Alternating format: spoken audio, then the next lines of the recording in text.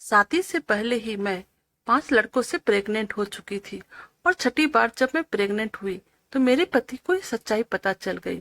और फिर मेरे पति ने मेरे साथ जो किया सुनने के बाद आपके होश उड़ जाएंगे, क्योंकि मेरा नाम स्नेहा है।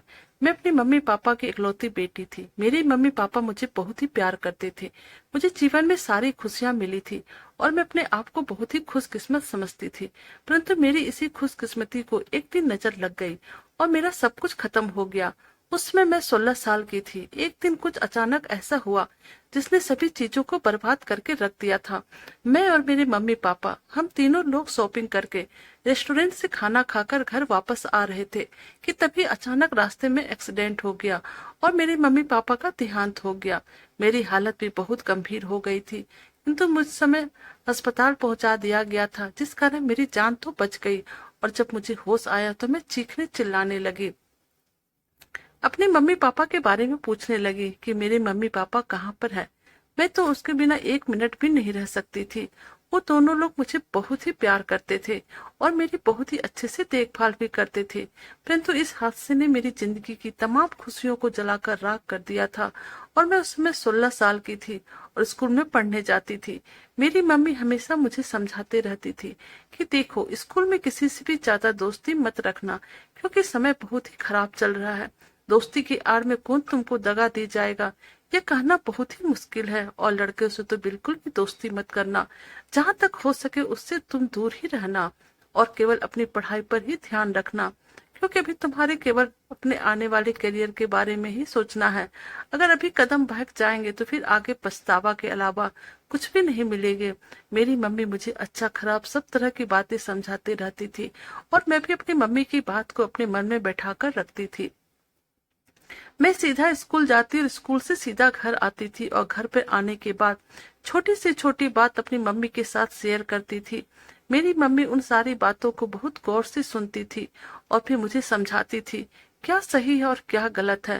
लेकिन मुझे क्या पता था कि मेरे जीवन में ऐसा तूफान आएगा, एक पल में ही सब कुछ खत्म हो जाएगा। आज मेरे पापा को ऑफिस से बोनस मिला था, वो बहुत खुश थे और घर आते ही मेरी मम्मी और मुझसे कहने लगे, जल्दी से चलो तैयार हो जाओ, तुम लोगों को शॉपिंग करवा कर लाता हूँ। आज हम लोग शॉपिंग करेंगे और बाहर ही खाना खाएंगे और तुम दोनों को जो कुछ भी चाहिए तुम लोग आराम से खरीद सकते हो, क्योंकि पैसे की कोई दिक्कत नहीं है। और फिर मैं और मम्मी खुशी खुशी तैयार होकर शॉपिंग करने के लिए पापा के साथ मार्केट निकल चुके थे और बहुत अच्छे तरीके से हम लोगों ने शॉपिंग की। और जब हम वापस लौटने लगे तो हमारा एक्सीडेंट हो गया और फिर मुझे उसके बाद कुछ भी याद नहीं रहा। और जब मैंने आंखें खोली तो मैं अपने आप को अस्पताल में पाई और मेरे मम्मी पापा मुझे कहीं भी नजर नहीं आ रहे थे। मैं हैरत भरी नजरों से चारों तरफ देख रही थी, कहीं मेरे मम्मी पापा मुझे दिख जाए। परंतु जब काफी देर बाद मुझे वो नहीं दिखे तो मैंने डॉक्टर से पूछा, परंतु डॉक्टर ने मुझे कोई जवाब नहीं दिया। और फिर मैं चिल्ला चिल्ला कर पूरे अस्पताल को अपने सर पर उठा लिया। और जब मैं चिखने चिल्लाने लगी तब एक दूसरे डॉक्टर मेरे पास आई और कहने लगे, तुम आराम करो और अपने किसी रिश्तेदार का फोन नंबर बता दो, मैं उन्हें बुला देती हूँ। उनके मुंह से ऐसी बात सुनते ही मेरे रोंगटे खड़े हो गए और मैंने उनसे पूछा कि मेरी मम्मी पापा कहाँ हैं, आप मुझे बताइए। और फिर तब मुझे डॉक्टर ने बताया, तुम्हारे मम्मी पापा की डेथ हो चुकी है और वो अब इस दुनिया में नहीं है, बस तुम जख्मी थी तो तुम्हें कुछ लोगों ने अस्पताल पहुंचा दिया, जिस कारण सही समय पर इलाज हो जाने के कारण तुम्हारी जान बच गई है। और फिर जैसे ही मेरे कानों में यह शब्द गूंजी और मैं जोर से चीखने चिल्लाने लगी और फिर अचानक से मैं बेड पर से नीचे गिर गई। फिर मुझे कुछ भी याद नहीं रहा कि मेरे साथ क्या हुआ और ना जाने मुझे कितने दिनों तक होश नहीं आया। और फिर जब मुझे होश आया तो मैंने अपने आप को एक औरत के कमरे में पाया। वह औरत मेरे पास आई और मुझे मेरी तबीयत के बारे में पूछने लगी, परंतु मुझे खुद भी नहीं पता था कि वह औरत कौन है, क्योंकि मेरी याददाश्त चली गई थी और मुझे सिर्फ अपने मम्मी पापा ही याद थे और मुझे कोई भी याद नहीं था, ना ही कोई रिश्तेदार, ना ही कोई सगा संबंधी। मेरी हालत बहुत गंभीर थी और मुझे एक जरा भी याद नहीं आ रहा था ये औरत कौन है और मैं इसके घर में आकर क्यों रह रही हूँ। मैं हमेशा अपने बेड पर ही बैठी रहती थी और किसी से कुछ भी नहीं कहती थी। वह औरत मुझे बार बार आकर कहती थी कि बेटा टाइम से खाना खा लो और टाइम से दवाइयाँ खा लिया करो।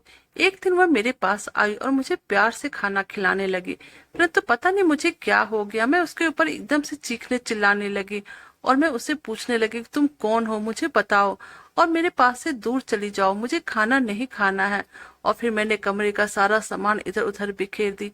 मेरे चिल्लाने की आवाज सुनकर उस औरत का बेटा मेरे कमरे में आया और मुझे जोर से चाटा मारकर कहने लगा, तुम्हारी हिम्मत कैसी हुई मेरी माँ से इस तरह की बातें करने की? मेरी माँ तुम्हें अस्पताल से लेकर आई है और तुम्हें खाना खिला रही हो, तुम हो कि उसी पर चीख रही हो, चिल्ला रही हो?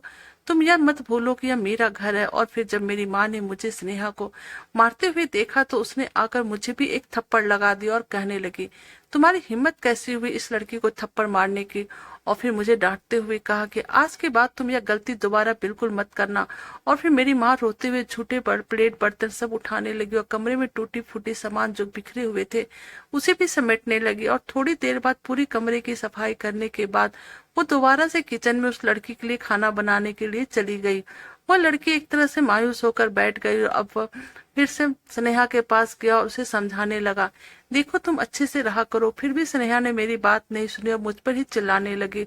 अब मुझसे पूछने लगी कि मेरी मम्मी पापा कहाँ हैं, मुझे उसके पास जाना है। अब उसे कैसे बताऊं कि उसके मम्मी पापा का देहांत हो चुका है और तबीयत खराब होने की वजह से उसे अब कुछ याद भी नहीं है।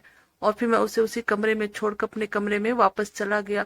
थोड़ी देर बाद मेरी माँ मेरे पास आई और मुझसे कहने लगी, देखो बेटा उसकी तबीयत बहुत खराब है, डॉक्टर ने कहा अगर हम उसे सही करना है तो उसे उसी के मुताबिक रखना होगा। वो जो कहेगी हमें वही सब करना होगा, इसलिए हम उसको डांट नहीं सकते हैं, बस केवल उसे प्यार से समझा सकते हैं और उसे हर एक चीज सिखा सकते हैं, क्योंकि उसको दिमाग की हालत भी कुछ ठीक नहीं है। मैंने माँ की तरफ देखा तो उसकी आंखों से आंसू निकलने लगे थे और फिर मैं अपनी माँ से कहा कि माँ तुम जैसा कहोगे मैं वैसा ही करूंगा, आप बिल्कुल फिक्र ना करें, वह बिल्कुल ठीक हो जाएगी। अभी हम दोनों ये सब बातें कर ही दे रहे थे कि हमें किचन से कुछ आवाज सुनाई दी और फिर हम लोग फौरन किचन पहुंच गए। तो फिर जो हम दोनों ने देखा हमें बहुत ही आश्चर्य लगा, थोड़ी खुशी भी मिली, क्योंकि वह जो खाना छोड़कर गई थी वही खाना खा रही थी। और फिर हम लोग स्नेहा को वही किचन में छोड़कर अपने कमरे में वापस चले आए। थोड़ी देर बाद स्नेहा मेरे कमरे में आई और अपने मम्मी पापा के बारे में पूछने लगी और कहने लगी मेरे मम्मी पापा कहाँ हैं, मेरे मम्मी पापा कब आएंगे? उसकी हालत देखकर तो ऐसा लगता था जैसे उसके दिमाग की हालत बहुत ज्यादा खराब है, थोड़ा थोड़ा पागलपन का असर भी हो गया था। फिर हमने उसे समझाते हुए कहा कि तुम्हारी मम्मी और पापा कुछ दिनों के लिए कहीं दूर चले गए हैं, इसलिए तुम्हें हम लोगों के पास रख कर गए हैं।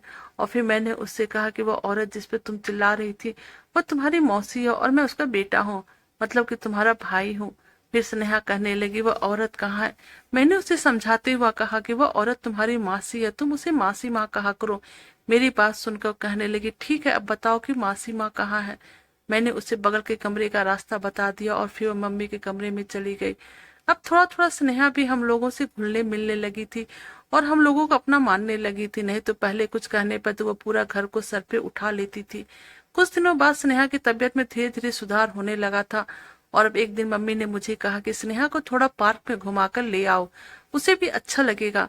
घर में बैठे बैठे उसकी तबीयत थोड़ी सुस्त होती है, वहां ताजा हवा खाएगी तो उसका सेहत में जल्दी से सुधार आएगा। मैंने कहा ठीक है मम्मी, मैं इसे लेकर पार्क में जाता हूँ। और मैं स्नेहा को लेकर पार्क में चला आया।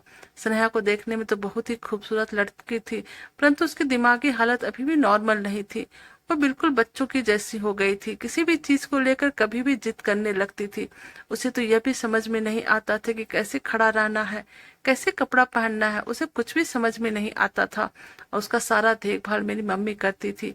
मम्मी उसे बिल्कुल अपनी बेटी की तरह मानती थी और अपने जान से भी ज्यादा प्यार करती थी। मैं भी स्नेहा को बहुत ही प्यार करता था और हमेशा मुझे लगता था कि भगवान ने मुझे छोटी बहन दे दिया है। मैं और स्नेहा पार्क में घूम रहे थे कि अचानक स्नेहा को पार्क में बैलून बेचने वाला दिखा। उस बैलून वाला के पास रंग बिरंगे बैलून थे, जिसे देखकर स्नेहा मचल उठी और मुझसे कहने लगी भैया मुझे वो बैलून चाहिए, और जिद पकड़कर वहीं पर अपना पाँव पटकने लगी और हल्ला करने लगी। मैंने उसे कहा ठीक है मैं तुम्हें बैलून लाकर देता हूँ, परंतु तुम्हें यहाँ पर बैठे रहना और यहाँ से हिलना भी नहीं है। मैं भी तुरंत बैलून लेकर आता हूँ। और फिर मैंने स्नेहा को पार्क के एक बेंच पे बैठा दिया, खुद बैलून लाने के लिए चला गया। थोड़ी देर बाद मैं बैलून लेकर आया तो मुझे स्नेहा उस जगह पर नहीं दिखी, और जैसे ही मैंने स्नेहा को नहीं देखा मेरे तो होशो हवास उड़ गए। मुझे क्या पता था कि बैलून लेने जाऊंगा और यह सब हो जाएगा। अगर मुझे जरा सा भी पता होता तो मैं भी उसे अपने साथ लेकर जाता।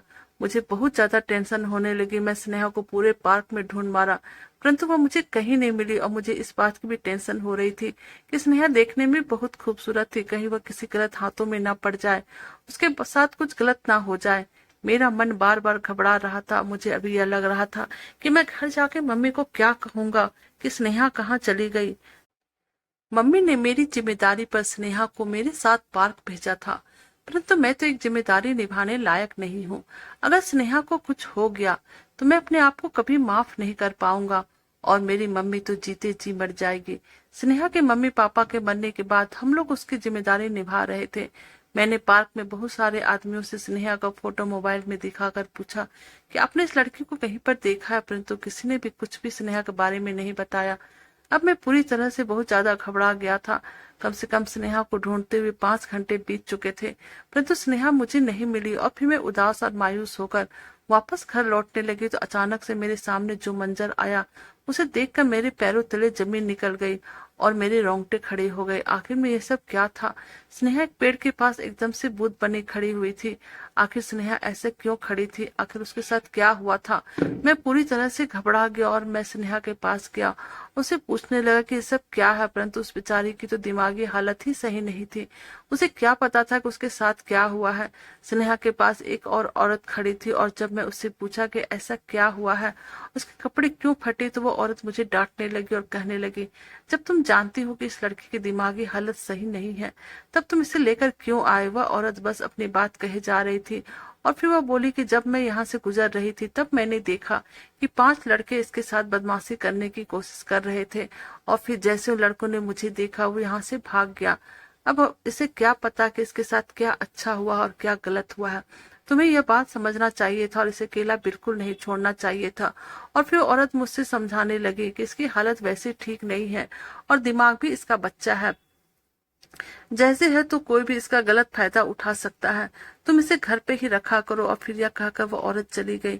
मैं भी स्नेहा का हाथ पकड़कर उसे घर ले आया और मैं घर पर जाकर मम्मी को इस बारे में कुछ नहीं बताया, क्योंकि मुझे डर था कि मम्मी ने पूरे विश्वास के साथ मुझे स्नेहा को मेरे साथ पार्क में भेजा था। अगर उन्हें इस बात की जानकारी हो जाती तो उसका मेरे पर से विश्वास उठ जाता, वह स्नेहा को लेकर और भी ज्यादा परेशान हो जाती। आज मेरी एक लापरवाही की वजह से स्नेहा के साथ बहुत बड़ा गलत हरकत हो गया था और अब स्नेहा पहले से भी ज्यादा चुप चुप रहने लगी थी। उसे किसी से भी कुछ बात नहीं करनी थी। माँ मुझे कहने लगी कि पता नहीं स्नेहा को क्या हो गया, यह अचानक से इतनी खामोश कैसी हो गई। अब मैं माँ को क्या बताता कि उसके साथ बहुत ही गलत हुआ है। अब तो यह बात मैं माँ को बता भी नहीं सकता था, क्योंकि अब अगर मैं माँ को यह बात बताता तो माँ मुझसे गुस्सा हो जाती। मैंने कहा, माँ थोड़ा समय लगेगा पर स्नेहा ठीक हो जाएगी, टेंशन लेने की कोई बात नहीं है। हो सकता है इसे अपने मम्मी पापा की याद आती हो, धीरे धीरे सब ठीक हो जाएगा। एक दिन अचानक से स्नेहा की तबीयत खराब हो गई। मैं उसे फौरन लेके अस्पताल गया, क्योंकि उस समय माँ घर पे नहीं थी, किसी काम से बाजार गई हुई थी। इसलिए मैं स्नेहा को अकेले ही लेकर अस्पताल पहुंचा। और फिर जब लेडीज डॉक्टर ने स्नेहा को चेक किया, उसके बाद उस डॉक्टर ने मुझे जो बताया उसे सुनने के बाद तो मेरे होशो हवास उड़ गए।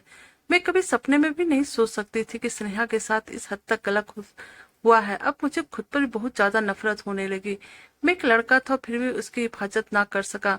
डॉक्टर ने मुझे बताया कि इसकी दिमागी हालत ठीक नहीं है, उसके साथ 5 लड़कों ने गलत किया है। आखिर कोई इसके साथ इतना गलत कैसे कर सकता है? इस बेचारी के साथ तो पहले से ही गलत हुआ था। उस पर से लड़कों के गलत काम के कारण यह प्रेग्नेंट हो चुकी थी और अब यह बच्चे को कैसे जन्म देगी? यह सब सुनना था कि मेरे तो पैरों तले जमीन ही निकल गई।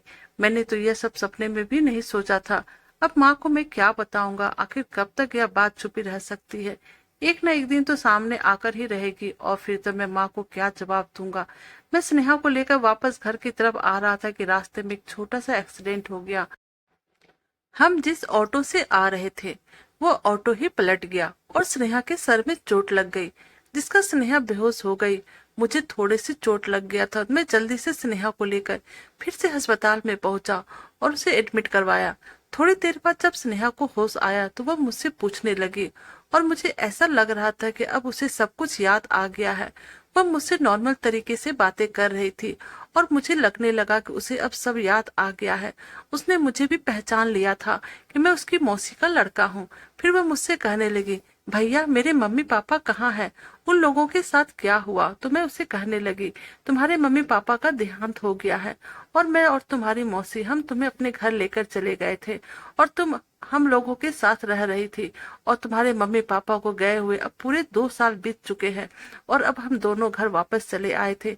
घर आते ही स्नेहा मम्मी के गले लगकर चीख चीख कर रोने लगी। मेरी माँ भी उसे समझाते हुए कहने लगी, तुम फिक्र मत करो, मैं तुम्हारी मासी हूँ, तुम्हारी माँ के बराबर हूँ। मैं तुम्हें कभी कोई तकलीफ नहीं आने दूंगी, अपनी बेटी से बढ़कर तुम्हें मानूंगी। मैं हूं ना, सब ठीक हो जाएगा। उन दोनों की बातें सुनकर मैं बहुत खुश था, लेकिन अचानक से मेरे दिमाग में उसकी प्रेगनेंसी की बात याद आ गई। अब मैं अपनी माँ से कैसे बताऊं कि उस दिन पार्क में स्नेहा के साथ क्या हुआ था, पर एक न एक दिन तो माँ को बताना ही था। फिर एक दिन स्नेहा अपने कमरे में सो रही थी कि अचानक से उसको उल्टी आने लगी। माँ दौड़ते हुए उसके पास गई, उसके पीठ पर थपथपा कर उसे उल्टी कराने लगी और कहीं भी जा रही थी कि तुमने क्या उल्टा सीधा खा लिया है जिस कारण तुम्हें उल्टी हो रही है। परंतु उसे तो खुद भी नहीं पता था कि आखिर यह उल्टी क्यों हो रहा था, क्योंकि जब उसकी याददाश्त चली गई थी तब उसके साथ यह घटना घटी थी और जब अब उसकी याददाश्त वापस आ गई तो वह पहली वाली बातें सारी भूल गई है। उसे तो खुद भी नहीं पता था कि उसके साथ क्या हुआ था।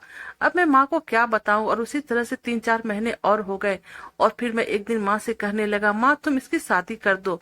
परंतु मेरी माँ कहने लगी, अभी इसकी उम्र 18 ही क्या है, अभी तो यह बस 18 साल की है और अब हम धीरे धीरे इसके लिए रिश्ता देखेंगे और फिर जब मुझे सभी चीजें अच्छी लगेगा, मुझे रिश्ते पसंद आएंगे, तभी मैं इसकी शादी के बारे में सोचूंगी। परंतु मुझे तो माँ की बातें सुनकर ही गुस्सा आ रहा था। मैंने माँ से कहा, नहीं माँ, तुम जल्दी से जल्दी इसकी शादी कर दो। मेरी माँ मेरी बात मेरे मुंह से एक ही बार बार सुनकर परेशान हो गई थी और फिर सोचने लगी कि आखिर मेरा बेटा बार बार शादी पर जोर क्यों दे रहा है। मैंने कहा कि मैं इसके लिए बहुत ही अच्छा रिश्ता तलाश कर लूंगा, तुम बस केवल हाँ कर दो। बार बार मेरी एक ही बात कहने पर माँ मुझे शक हो गया और मुझसे कहने लगी कि आखिर क्या बात है तुम्हें, मुझे सच सच बताओ कि तुम्हारे दिमाग में क्या चल रहा है, तुम स्नेहा की शादी के पीछे क्यों पड़े हुए हो? पहले तो तुमने कभी इस तरह की बातें नहीं की थी, आज क्या हो गया तुम्हें? मेरी कसम है अब मेरे पास कोई भी रास्ता नहीं था। मैंने माँ को सारी सच्चाई बता दी कि उस दिन पार्क में स्नेहा के साथ क्या हुआ था। मेरी बात सुनने के बाद माँ अपना सर पकड़कर बैठ गई और कहने लगी कि अब पता नहीं क्या होगा। और फिर थोड़ी देर बाद माँ स्नेहा के कमरे में चली गई और स्नेहा से कहने लगी, बेटा आज मैं और तुम कहीं बाहर चलते हैं और कहीं घूमकर आते हैं। मेरा तो विचार था कि माँ स्नेहा का ऑपरेशन करवा दे और फिर माँ ने ऐसा ही किया। उन्होंने स्नेहा को अस्पताल ले जाकर डॉक्टर को सारी परेशानी बता दी और फिर उसका ऑपरेशन करवा दिया गया। माँ ने लेडीज डॉक्टर को बता दिया था वो स्नेहा को इस बारे में कुछ भी ना बताए। और फिर ऑपरेशन होने के कुछ घंटे बाद जब स्नेहा को होश आया तो वह मुझसे पूछने लगी, मासी मुझे क्या हुआ था? तब मैंने उससे कहा कि तुम ठीक से खाती पीती नहीं हो, इसलिए तुम्हें चक्कर आ गया था और तुम्हारे शरीर में खून की कमी हो गई थी, परंतु अब तुम बिल्कुल ठीक हो और अब घर चलो। मैं उसे घर लेकर आ गई और अब बस हम लोगों के मन में था कि एक अच्छा सा रिश्ता देखकर स्नेहा की शादी कर दे। माँ ने तो बात फैलाना भी शुरू कर दी थी, रिश्तेदारों में इधर उधर बात फैला दी, कोई भी अच्छा लड़का मिले तो हम लोगों को बताए, मुझे अपनी स्नेहा बेटी की शादी करनी है। अभी 10 से 15 दिन ही हुआ था कि मेरे पड़ोस की एक औरत मेरे पास आई और कहने लगी, मेरे रिश्तेदार में एक लड़का है जो बहुत ही अच्छा है, उसने तुम्हारी बेटी स्नेहा को भी देखा है और उसने खुद मुझसे कहा कि मैं तुम्हारे यहाँ आकर बात करूं, वो तुम्हारी बेटी से शादी करना चाहता है। मैं तो बहुत ज्यादा खुश हो गई थी कि मेरी बेटी की शादी एक बहुत ही अमीर खानदान में हो जाएगी। मुझे तो यकीन ही नहीं आ रहा था कि मेरी बेटी का रिश्ता इस तरह से खुद चलकर हम लोगों के पास आएगा। अब हम लोग बहुत ज्यादा खुश थे। जब मेरा बेटा आया तो मैंने उसे बताया कि स्नेहा की शादी पक्की हो गई है और अब मेरा बेटा भी बहुत खुश हो गया। वो स्नेहा के पास गया और उससे पूछने लगा, क्या तुम्हें लड़का पसंद है? तब स्नेहा कहने लगी कि मासी मेरी माँ के समान है, वह जहाँ चाहे मेरा रिश्ता पक्का कर सकती है, मैं खुशी खुशी वहाँ शादी कर लूंगी। मेरे मम्मी पापा के देहांत के बाद अब आप लोग ही मेरे सब कुछ है, आप लोग जो कहेंगे मैं वही करूंगी। स्नेहा के मुंह से इस तरह की बातें सुनकर मेरे तो आंखों में आंसू आ गए। फिर हम लोगों ने मिलकर स्नेहा की शादी बहुत अच्छी तरीके से तैयारी कर ली, सभी चीज अच्छी तरीके से हो गई थी और अब थोड़ी दिनों के बाद ही शादी के दिन भी आ गए और फिर पूरी धूमधाम के साथ स्नेहा की शादी हो गई और वो अपने ससुराल भी चली गई। सभी कुछ अच्छा चल रहा था। बीच बीच में स्नेहा हम लोगों से फोन पर बातें भी किया करती थी और कहा करती थी कि वो अपने ससुराल में बहुत ही खुश है। उसके चेहरे पे खुशी देखकर हम लोगों को भी बहुत खुश हो गए थे। परंतु अचानक से एक दिन सुबह सुबह स्नेहा का फोन आया और मम्मी ने जैसे ही स्नेहा से बात की, मम्मी को चक्कर आ गए, वह गस खाकर गिर गई। मैं तुरंत भागता हुआ मम्मी के पास पहुंचा और मम्मी से पूछा कि ऐसी कौन सी बात हो गई जो आप इस तरह जमीन पर गिर पड़ी हो। माँ ने घबराते हुए कहा, आखिर जिस बात का डर था वही हुआ था। मैंने माँ को कहा, आखिर क्या बात हो गई जिसे सुनने के बाद आप इतनी हैरान परेशान हो गई। मेरी माँ की हालत ऐसी थी कि वह कुछ भी नहीं कह पा रही थी। फिर मैंने माँ से कहा, माँ आप रिलैक्स हो जाओ, उसके बाद बताओ आखिर क्या बात है। फिर मेरी माँ थोड़ी देर बाद कहने लगी, बेटा स्नेहा के घर से कॉल आया था और वह लोग कह रहे थे कि स्नेहा को घर से निकाल देंगे और उसे तलाक दे देंगे। उन्हें पता नहीं कहाँ से सारी बातें पता चल चुकी है कि स्नेहा शादी के पहले भी प्रेग्नेंट हो चुकी थी। और फिर अब हम माँ बेटा दोनों ही स्नेहा के ससुराल पहुंच गए। वहां पर पहुंचने के बाद हम लोगों ने कभी सोचा भी नहीं था कि स्नेहा का अतीत भी कभी उसके सामने इस तरह से आ जाएगा। मैंने स्नेहा के सामने उस औरत को देखा तो मेरे होश ही उड़ गए। पार्क में जो औरत मुझे स्नेहा के पास मिली थी, आज वही औरत यहाँ पर खड़ी थी। वह औरत स्नेहा के पति की बुआ थी, क्योंकि वो शादी में नहीं आ पाई थी और कहीं बाहर गई हुई थी। आज सवेरे सवेरे जब स्नेहा को ससुराल आई तो जैसे उसने स्नेहा को देखा तो सारी सच्चाई उस दिन की सभी लोगों को बताने लगी थी। और जैसे ही उसकी नजर मुझ पर पड़ी वह मुझे कहने लगी, बेटा तुम्हें यही घर मिला था अपने घर के पाप को मेरे भतीजे के ऊपर डालने को। अब मैं उसके आगे हाथ जोड़कर कह रहा था, प्लीज भगवान के लिए चुप हो जाइए, नहीं तो मेरी बहन की जिंदगी बर्बाद हो जाएगी। लेकिन वह औरत कहाँ मानने वाली थी। उसने तो पूरे घर को इकट्ठा करके खड़ा कर दिया और सबको सब कुछ सच सच पहले से बता चुकी थी। अब मेरी बहन मेरे पास आई और कहने लगी कि भैया यह सब लोग क्या कह रहे हैं कि मैं बदचलन औरत हूँ। आखिर मेरे साथ ऐसा क्या हुआ था। यह लोग मेरे ऊपर इल्जाम पे इल्जाम लगाए जा रहे हैं, मुझे बहुत ही बुरा भला कह रहे हैं। आखिर क्यों, मुझे सच सच बताओ। अब मैं अपनी बहन के सामने हाथ जोड़कर खड़ा हो गया, उसे सारी सच्चाई बताने लगा कि कैसे कैसे क्या हुआ था, तुम्हारे साथ क्या हुआ था और इस औरत ने तुम्हें कैसे बचाया था। अब मेरी माँ सबके सामने हाथ जोड़कर सबसे माफी मांगने लगी। कहने लगी कि हालात से मजबूर होकर बिना कुछ कहे बिना कुछ बताए हमने यह रिश्ता आप लोगों के घर में कर दिया। हमसे बहुत बड़ी गलती हो गई, लेकिन इस गलती की सजा मेरी बेटी को मत दीजिए। उस बेचारी को तो खुद भी कुछ नहीं पता कि इसके साथ क्या हुआ था। उस टाइम तो उसकी दिमागी हालत भी ठीक नहीं थी। तब मेरी बेटी मेरे पास आई और पूछने लगी, माँ आखिर क्या हुआ था मेरे साथ। जो ये लोग इल्जाम लगाए जा रहे हैं क्या सही है क्या गलत है, प्लीज आप मुझे सच सच बता दीजिए। तो मेरी माँ मुझे कहने लगी, जब तू 18 साल की थी और अपने भैया के साथ घूमने गई थी तब तुम पार्क में खो गई थी और दूसरी तरफ चली गई थी और फिर अचानक से तुझे कुछ लड़कों ने पकड़ लिया और तेरे साथ कुछ गलत हरकत कर दिया। यह सब सुनकर मेरे तो रोंगटे ही खड़े हो गए। आखिर यह सब कुछ क्या हुआ था। अब तो सारी सच्चाई मेरे सामने आ गई थी। अब तो मैं किसी को अपना शकल भी दिखाने के काबिल नहीं थी। लेकिन फिर भी मैं एक बार अपने पति के पास गई, उनसे कहने लगी, मुझे माफ कर दो, मुझे कुछ नहीं पता था ये तो मेरे साथ क्या हुआ। अगर मुझे पहले से पता होता तो मैं शादी हरगिज नहीं करती। अगर करती भी तो सबसे पहले मैं सारी बात आपको बता देती, उसके बाद ही जो होता सो होता। लेकिन मेरे पति तो चिल्लाते हुए कहने लगे, तुम मेरी नजरों से दूर हो जाओ, मुझे तुम्हारी शक्ल भी नहीं देखनी। लेकिन अब मैं फिर से प्रेग्नेंट हो चुकी थी और अब मैं क्या कर सकती थी। मेरे ससुराल के लोग मेरी एक ना सुन रहे थे और मैं अपने माँ भाई के साथ घर जाने लगी। फिर अचानक से पीछे से आवाज आई, स्नेहा रुक जाओ। अपने पति की ऐसी बातें सुनकर मेरा दिल और भी घबराने लगा। तभी वो मेरे पास आए और कहने लगे, स्नेहा मुझे माफ कर दो, मुझे तुम्हें इस तरीके से जाने के लिए नहीं कहना चाहिए था। लेकिन तुम खुद ही बताओ कि जब अचानक से कोई इंसान इतना बड़ा सच सुनेगा तो उसके दिल पर क्या गुजरेगा। लेकिन फिर भी मैंने सोचा कि तुम तो उस टाइम बहुत ही मासूम थी और तुम्हारे दिमाग की हालत भी ठीक नहीं थी। लेकिन मुझे उन सब बातों से कोई फर्क नहीं पड़ता। मैं तुम्हें दिल से अपनी पत्नी मानता हूँ। और अब मैं अपने पति के पैरों पे गिर गई और रोने लगी। मेरे पति मुझे उठाकर अपने सीने से लगा लिया और कहा, मुझे तुमसे कोई गिला शिकवा नहीं है। और मेरे पति बुआ के पास गए, उनसे भी कहने लगे कि मुझे माफ कर दो, मुझे उन सब के बारे में कुछ नहीं पता था। मेरे पति भी कहने लगे कि हाँ जो कुछ हुआ अब उस पर हम लोग भूल जाते हैं और एक नई जिंदगी की शुरुआत करते हैं। मेरी बुआ भी आशीर्वाद देते हुए कहने लगी, तुम लोग हमेशा खुश रहो, आबाद रहो। अब मेरी माँ मेरे भैया दोनों अपने घर चले गए और मैं अपने ससुराल में बहुत खुश रहने लगी थी। मेरे पति भी मुझे बहुत मानते थे। बीते हुए पल को हम सब लोग भूल गए और एक नई जिंदगी की शुरुआत करके खुश रहने लगे थे। तो दोस्तों, आपको हमारी यह कहानी कैसी लगी, प्लीज आप हमें कमेंट कीजिएगा। अगर आप हमारे चैनल पर नए हैं तो हमारे वीडियो को लाइक, सब्सक्राइब और शेयर कीजिएगा। Thank you.